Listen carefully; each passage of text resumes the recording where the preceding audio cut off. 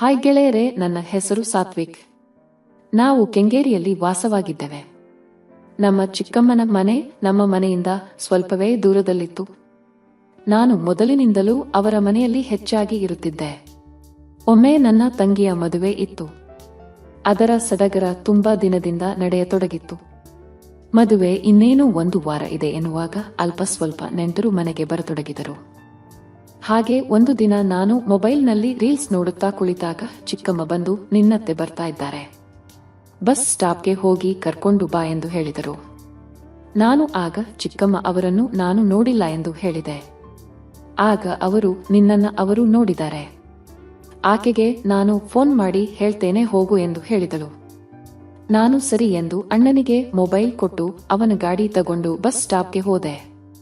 ಅಲ್ಲಿ ತುಂಬಾ ಜನ ಇದ್ದರು. ನಾನು ಎಲ್ಲರನ್ನೂ ನೋಡುತ್ತಾ ಇದ್ದೆ. ಆದರೆ ನನ್ನ ಎದುರಿಗೆ ಸುಮಾರು 26ರ ಯುವತಿ ನಿಂತಿದ್ದಳು. ಹುಣ್ಣಿಮೆಯ ಚಂದಿರನ ರೀತಿ ಆಕೆಯ ಮುಖವಿತ್ತು. ಉದ್ದವಾದ ಕೂದಲು, ಹಳದಿ ಬಣ್ಣದ ಸೀರೆಯಲ್ಲಿ ಆಕೆಯನ್ನು ಕಂಡು ನಾನು ಆಕೆಗೆ ಮನಸೋತು ಅವಳನ್ನೇ ನೋಡುತ್ತಾ ಇರುವಾಗ ಆಕೆ ನನ್ನ ಕಡೆಗೆ ಬಂದು ಬಿಟ್ಟಳು. ನನಗೆ ಭಯವಾಗತೊಡಗಿತು. ಎದೆಯಲ್ಲಿ ಡವ ಡವ ಶುರು ಆಯಿತು. ಆಕೆ ನನ್ನ ಹತ್ತಿರ ಬಂದು, ಏನೋ ಸಾತ್ವಿಕ್, ಇಷ್ಟು ಬೆಳೆದಿದ್ದೀಯಾ, ನಾನು ನಿನ್ನ ಅತ್ತೆ ಎಂದು ಹೇಳಿದಳು. ನಾನು, ಕ್ಷಮಿಸಿ, ಬಹಳ ದಿನ ಆಗಿತ್ತು ನೋಡಿ, ಹೀಗಾಗಿ ಗುರುತು ಸಿಗಲಿಲ್ಲ ಎಂದು ಹೇಳಿದೆ. ಆಮೇಲೆ ಅವಳು ಬೈಕ್ ಮೇಲೆ ಹಿಂದೆ ಬಂದು ಕುಳಿತಳು. ನಾನು ಗಾಡಿ ಶುರು ಮಾಡಿದೆ. ಹಾಗೆ ಹೋಗುವಾಗ ರಸ್ತೆಯಲ್ಲಿ ಸಿಕ್ಕಾಪಟ್ಟೆ ತಗ್ಗುದಿನ್ನೇ ಇದ್ದವು.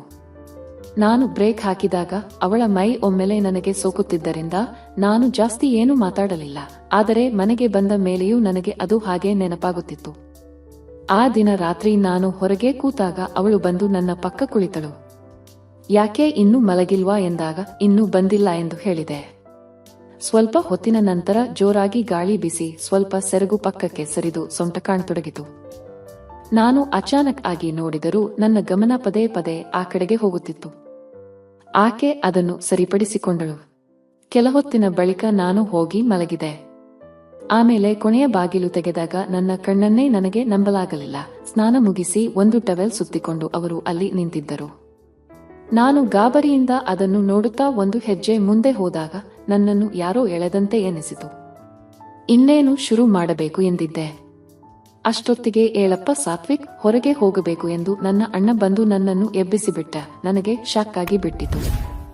ಎಂದರೆ ಇಷ್ಟೊತ್ತು ನಾನು ಕಂಡಿದ್ದು ಕನಸಾ ಎಂದು ನಾನೇ ಪ್ರಶ್ನೆ ಮಾಡಿಕೊಂಡೆ. ಆಮೇಲೆ ನನಗೆ ಬೇಜಾರಾಗಿ ಬಿಟ್ಟಿತು. ಆದರೆ ಮನೆಯಲ್ಲಿನ ಸಮಾರಂಭ ಮುಗಿಯುವ ವೇಳೆ ಈ ಕನಸು ನನಸಾಗಿ ಬಿಟ್ಟಿತು.